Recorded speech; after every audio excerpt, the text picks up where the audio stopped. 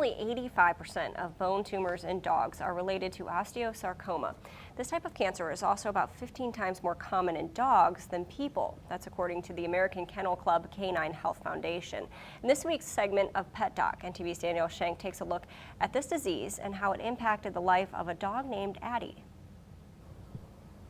Toward the knee and away from the elbow. It's a common phrase veterinarians use when they think about where osteosarcoma impacts most large breed dogs. Now, Dr. Beebout says this cancer could be the reason your dog is limping. If we see an acute onset of that lameness, then first thing we want to do is palpate over that, see if there's pain. Usually there's pretty significant pain that comes from osteosarcoma. This form of cancer typically impacts large breed dogs like golden retrievers, Great Danes, and German shepherds, among others. The American Kennel Club said the median age is about 8 years old.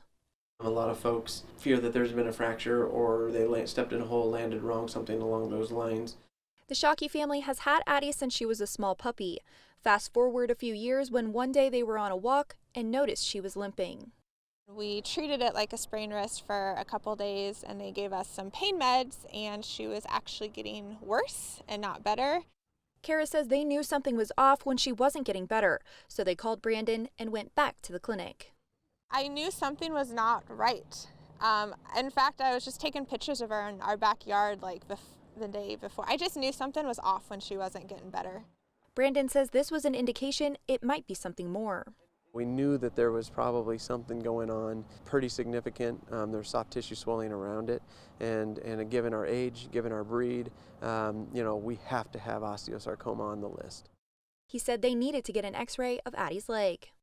So Bill went ahead and took that x-ray, and again, our focal soft tissue, and then what she actually has here is she actually has a fracture that's running through this radius, and so she's actually broken through right here. It's called the periosteum. Brandon says the cancerous tissue would have made fixing the small bone fracture almost impossible. Immediately, you know what you're about to bring into that family as far as a conversation. It's always difficult, and so first things first is we have a diagnosis that we cannot change. It is what it is. It's in front of us. It's where do we go from here.